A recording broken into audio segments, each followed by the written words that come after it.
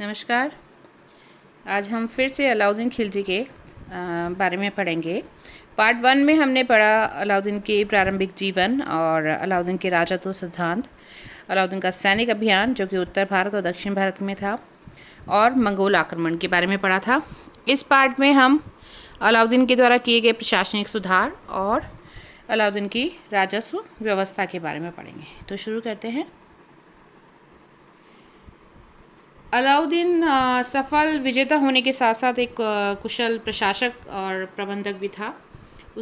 अलाउद्दीन स्वयं जो था वो शासन और कार्यकारिणी, न्याय, राजस्व तथा सेना का सर्वोच्च अधिकारी था।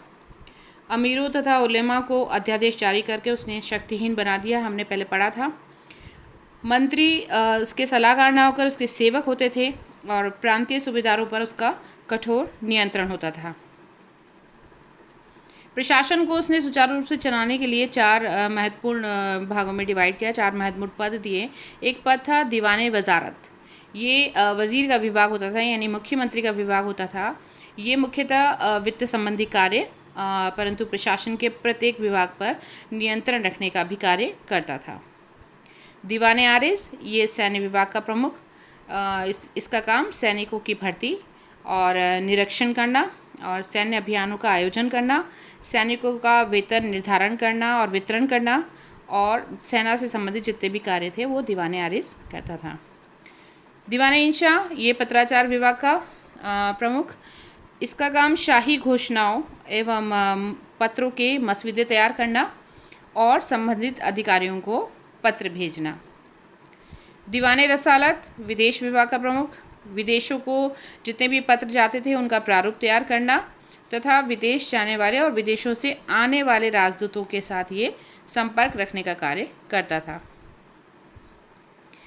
अलाउद्दीन की न्याय व्यवस्था, इसमें सुल्तान सर्वोच्च न्यायाधीश होता था। सुल्तान के बाद सदर जहाँ और सदर जहाँ के बाद काजी उल कज़ात, और उसके अधीन नायब काजी या अदल भी कहते थे, और फिर उनकी सहायता के लिए, अदल की सहायता के लिए मुफ्ती होते थे जो कि कानून की व्यवस्था करते थे। इस तरीके से ये पदों का विभाजन कर रखा था अलाउद्दीन ने न्याय व्यवस्था में। और प्रांतों में न्याय का कार्य प्रांतपति करते थे। इसके अलावा काजी और अन्य छोटे अधिकारी न्याय व्यवस्था का काम करते थे प्रांतों में। छोटे शहरों तथा गाँवों में न्याय व्यवस्था का कार्य गाँव के मुखिया और पंचायत जो थी वो झगड़ों का सुलटारा करते थे, सुलझाते थे। पुलिस और गुप्तचर विभाग में भी सुधार किया अलाउद्दीन ने। पुलिस का मुख्य अधिकारी जो था वो कोतवाल कहलाता था। अलाउद्दीन ने पुलिस विभाग में नए पदों का सृजन किया और कुशल व्यक्तियों को उस पर नियुक्त किया। उसने दीवाने रियासत नामक एक नया पद बनाया जो कि व्यापारिक वर्ग पर नियंत्रण रखता था। शहना या दंडा अधिकारी, जिसे कोतवाल भी कहते हैं, वो पुलिस अधिकारी था।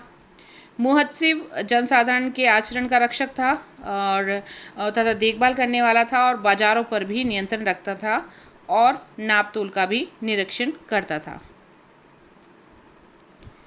अलाउद्दीन ने गुप्तचर विभाग का पुनर्गठन किया, उसको सुसंगठित किया। गुप्तचर विभाग का मुख्य अधिकारी वरीद मुबालिक होता था। उसके अंतर्गत अनेक वरीद होते थे जिन्हें संदेशवाहक या हरकारी भी कहते थे, जो कि राज्य में घटने वाली प्रत्येक घटना की जानकारी सुल्तान को देते थे। वरीद के अलावा अलाउद्दीन ने अनेक सूचना दाता नियुक्त किए जो मुनहियान या मुनही कहलाते थे। ये जनता से संबंधित जितनी भी बात है, हर बात की सूचना सुल्तान तक पहुंचाते थे। प्रांतीय प्रशासन में क्या सुधार किए? प्रांत का जो अधिकारी कहलाता था वो प्रांतपति होता था। प्रांतपति को बल्ली या मुक्ता के नाम से भी जाना जाता है। इनका कार्य प्रांतों का शासन संभालना, न्याय करना और राजस्व एकत्रित करना था। इन विशाल प्रांतों के अलावा खालसा और रक्षित प्रदेश भी होते थे जिनका प्रशासन जो होता था वो केंद्र के द्वारा होता था। इनमें नगर और जिले होते थे। प्रांतों में जो नगर और जिले होते थे उनका शासन अमीर और शहना संभालते थे। अलाउद्दीन ने सैनिक सुधार भी किए, क्योंकि हमें पता है कि अलाउद्दीन के साम्राज्य का आधार जो था वो सैनिक शक्ति था और सैनिक शक्ति के द्वारा ही उसने राज सिंहासन प्राप्त किया था। इसलिए उसने सेना को सुसंगठित और शक्तिशाली बनाने के लिए बहुत सारे सुधार किए। और उसके रीज़न ये थे कि एक तो लगातार मंगोल आक्रमण हो रहे थे, तो सीमा सुरक्षा के लिए सेना की आवश्यकता थी। दूसरा, वो साम्राज्य का विस्तार करना चाहता था, दक्षिणी राज्यों को भी जीतना चाहता था। तीसरा, आंतरिक सुरक्षा के लिए भी वो शक्तिशाली सेना चाहता था। इसके अलावा जो तो विभिन्न वर्ग थे, अमीर उलेमा और जो उसके षड्यंत्र जो कर रहे थे उसके विरोध में, उनको भी नियंत्रित करने के लिए सैनिक शक्ति की आवश्यकता थी। तो उसने अलग अलग तरीके से सैनिक सुधार किए। सबसे पहले उसने मंगोल आक्रमण को रोकने के लिए अलाउद्दीन ने सीमा पर नए दुर्गों का निर्माण किया और जितने भी पुराने दुर्ग थे उनकी मरम्मत कराई और वहाँ पर योग्य सैनिकों को नियुक्त किया, जिन्हें जो सेनानायक नियुक्त किया, जिन्हें कोतवाल भी कहते थे। इसके अलावा उनके लिए पर्याप्त शस्त्र और खाद्यान्न भी वहाँ पर रखा जाता था। अलाउद्दीन पहला ऐसा मुस्लिम शासक था जिसने कि स्थायी सेना का गठन किया, जो कि सुल्तान के प्रत्यक्ष नियंत्रण में होती थी। उसके जितने भी पूर्ववर्ती जो सुल्तान थे, पहले के जो सुल्तान थे, उन्होंने प्रांतों के अमीरों की सेनाओं पर ही वो डिपेंड रहते थे और अधीनस्थ सामंतों से भी सेनाएं प्राप्त करते थे। लेकिन अलाउद्दीन ने इस निर्भरता को बिल्कुल ख़त्म कर दिया, समाप्त कर दिया, क्योंकि वह एक योग्य सेनापति था और सेना को सीधे अपने नियंत्रण में ही रखना चाहता था। इसके लिए उसने सैनिकों की भर्ती करी, जो सैन्य मंत्री करता था, जिसे आरिज ममालिक कहते हैं, वह करता था और वो सेना को नगद वेतन भी दिया जाता था। तो सैनिकों की सीधी भर्ती की, उनको वेतन भी नगद दिया गया।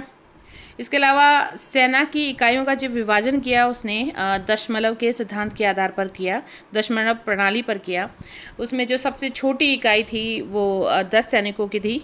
इसके बाद 100, फिर 1000 की इकाइयाँ थी और 10,000 सैनिकों की जो इकाई थी उसको तुमन कहा जाता था, तुमन कहा जाता था इसमें। और ये इसका उल्लेख जो है अमीर खुसरो ने अपनी पुस्तक में भी किया है। और मुख्य रूप से सेना में घुड़सवार और पैदल सैनिक होते थे और युद्ध में भी हाथियों का भी प्रयोग किया जाता था। और जो दीवाने आरिज होता था वो जो कि सैन्य विभाग का प्रमुख होता था, ये सैनिकों की नामावली और हुलिया रखता था। तो अलाउद्दीन खिलजी ने प्रत्येक जो प्रत्येक सैनिक था उसकी योग्यता के अनुसार उसको भर्ती करी, उसे पद दिया और सुल्तान खुद सैनिकों की भर्ती का निरीक्षण करता था। और जिस भर्ती का आधार वंश या प्रजाति नहीं होता था बल्कि उसकी योग्यता ही होता था। और हर एक सैनिक का भर्ती जो किए गए जो सैनिक है उसका हुलिया रिकॉर्ड रखा जाता था। और ये रिकॉर्ड कौन रखता था? आरिज के दफ्तर में, यानी दीवान आरिज ममालिक जो था उसके दफ्तर में रखा जाता था। इस सुधार से प्रत्येक उसमें क्या होता था कि प्रत्येक सैनिक को स्वयं उपस्थित होना था। जब सैनिकों का हुलिया रखा जाता था तो इस वजह से इसमें भ्रष्टाचार की कोई गुंजाइश नहीं थी। इस सुधार से प्रत्येक सैनिकों को स्वयं उपस्थित होना अनिवार्य हो गया। वो अपने स्थान पर किसी भी दूसरे को भेज नहीं सकता था। और समय समय पर सेना का कठोर निरीक्षण और शस्त्रों की बारीकी से जाँच होती थी। उसमें अलाउद्दीन की जो विशाल सेना थी उसमें 4,75,000 सुसज्जित घुड़सवार थे, जो निरीक्षण करके जो सैनिकों को नियुक्त किया जाता था उसको सरकारी भाषा में मुरत्तब कहा जाता था।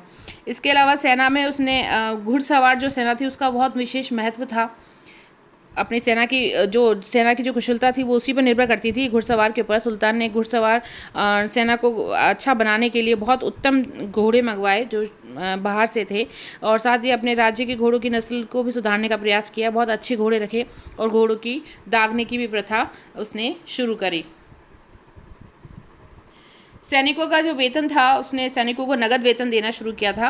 इसलिए जो प्रत्येक घुड़सवार का जो सैनिक का जो वेतन था वो 234 टका प्रतिवर्ष होता था, यानी 19.5 टका मासिक वेतन निश्चित किया।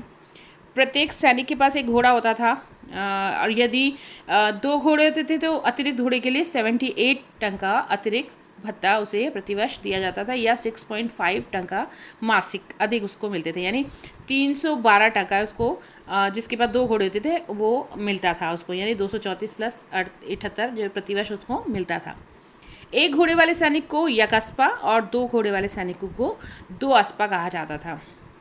चूँकि सेना का वेतन कम था किंतु अलाउद्दीन ने अपनी सेना को संतुष्ट रखने के लिए निरंतर ऐसे अनेक कल्याणकारी कार्य किए जिससे सेना हमेशा उससे संतुष्ट रहती थी। अलाउद्दीन की भू राजस्व व्यवस्था तथा कर प्रणाली। अलाउद्दीन ने राजस्व में भी काफ़ी सुधार किए।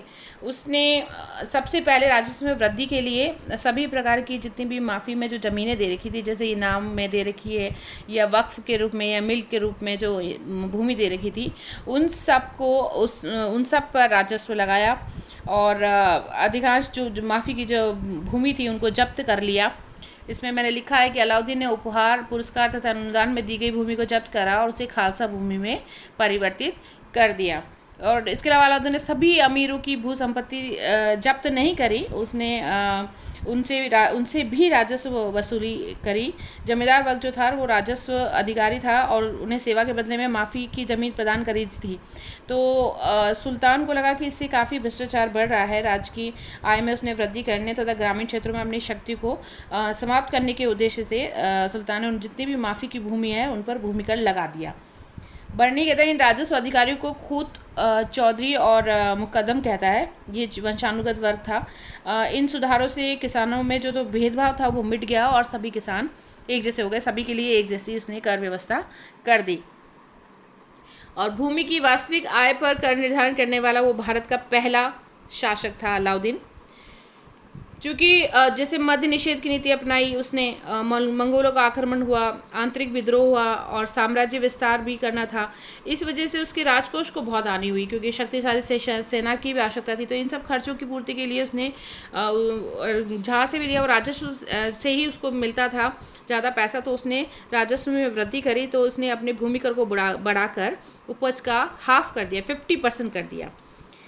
और इसके लिए उसने एक भूमि की पैमाइश भी शुरू करी जिस पद्धति को मसाहत कहते हैं। भूमि की जो नाप की इकाई है वो विस्वा कहलाती है। और दूसरा सुधार उसने किया, पटवारियों के रिकॉर्ड यानी बही की जांच करने की परंपरा शुरू करी। अलाउद्दीन चाहता था कि किसानों से जो भू राजस्व है वो अनाज के रूप में लिया जाए, वैसे नगद के रूप में भी लिया जाता था लेकिन अनाज के रूप में लिया जाए वो चाहता था। और इसके लिए उसने प्रांत अधिकारी को आदेश भी दिए। और चूंकि राजस्व विभाग का सबसे बड़ा दोष ये था कि भू राजस्व हमेशा बकाया पड़ा रहता था, ले नहीं पाते थे अधिकारी। तो सुल्तान ने इस समस्या को हल करने के लिए एक विशेष विभाग की स्थापना की, दीवाने मुस्तखराज। ये विभाग क्या करता था, राजस्व अधिकारियों के प्रति कठोर नीति रखता था ताकि बकाया राशि को वसूल सके। और अगर जो नहीं वसूल पाता था बकाया राशि तो उन अधिकारियों को यातनाएं भी दी जाती थी। और अलाउद्दीन चूँकि इस राजस्व विभाग में भ्रष्टाचार को ख़त्म करना चाहता था, इसलिए उसने सोचा कि अगर ये लगातार रहा तो राजकोष बढ़ाना बहुत मुश्किल हो जाएगा। तो उसने पहले, ताकि भ्रष्टाचार दूर रहे, तो इसलिए उसने राजस्व अधिकारियों का वेतन बढ़ा दिया और वो उनकी सुविधाएं भी बढ़ा दी जिससे कि ये अधिकारी भ्रष्टाचार नहीं करे। और अगर फिर भी अगर किसी अधिकारी ने भ्रष्टाचार नहीं छोड़ा तो अलाउद्दीन ने उसे कठोर दंड दिया। इसके अलावा अलाउद्दीन ने दूसरी तरह के भी कर लगाए, आवास कर, जो घरई और चरागाह कर, चरई की शुरुआत करी। और गैर मुस्लिमों से यानी हिंदुओं से उसने जजिया कर वसूला। और इस जजिया कर में स्त्रियों, बच्चों और विक्षिप्तों यानी पागलों और अपंगों पर कोई कर नहीं लगाया। ज़कात लिया, मुसलमानों से लिया जाने वाला एक धार्मिक कर है। यह संपत्ति का 40वां भाग यानी 2.5% होता है। खम्स, और इसको खुम्स भी कहते हैं, ये लूट में प्राप्त माल होता था। और अब ये 1/5 की जगह 4/5 भाग सुल्तान के लिए सुरक्षित हो गया। यानी इसका जो पूर्ववर्ती कई सारे शासकों ने भी उल्लेख किया है, इसमें 1/5 भाग तो सुल्तान के पास जाता है, 4/5 भाग जो है वो सैनिकों के लिए सुरक्षित होता है। लेकिन अलाउद्दीन ने इसका उलट किया, उसने 1/5 भाग जो है वो सैनिकों के लिए रखा और 4/5 भाग सुल्तान के लिए रखा, क्योंकि कम हिस्सा सुल्तान के पास जाता है, अधिक हिस्सा सैनिकों के पास जाता है। तो 4/5 भाग तो उसने खुद ने रखा और 1/5 भाग जो सैनिकों के खर्च के लिए रखा। इसके अलावा उसने सैनिकों को जो वेतन है वो नगद के रूप में दिया। जागीरों की प्रथा ख़त्म कर दी, अक्ता प्रणाली ख़त्म कर दी। वो वेतन के बदले भूमि देने की प्रथा उसने बंद कर दी। और जो भूमि का राजस्व है उसको संग्रह करके शाही खजाने में जमा किया। तो जियाउद्दीन बर्नी ने इसके लिए लिखा कि अलाउद्दीन की जो कर प्रणाली थी वो बहुत उसकी आलोचना करी, वो बोले बहुत कटु थी। लेकिन सही बात यह है कि अलाउद्दीन ने जो करों के बोझ में जो वृद्धि करी, जिसका भार सभी वर्गों पर पड़ा, चाहे किसान हो, चाहे व्यापारी हो, चाहे भूस्वामी हो, इसका सब पे ये बोझ पड़ा। लेकिन इस वृद्धि का औचित्य ये था कि एक तो विदेशी आक्रमण से सुरक्षा प्राप्त करने के लिए तथा आंतरिक शांति बनाए रखने के लिए ये वृद्धि बहुत ज़रूरी थी, ये धन बहुत ज़रूरी था और इसका जो भार था वो सभी वर्गों को वहन करना था। तो इस पार्ट में हम इतना ही पढ़ेंगे। अगले पार्ट में हम अलाउद्दीन के आर्थिक सुधार और खिलजी साम्राज्य के पतन के बारे में पढ़ेंगे। तो आज के लिए इतना ही। Thank you.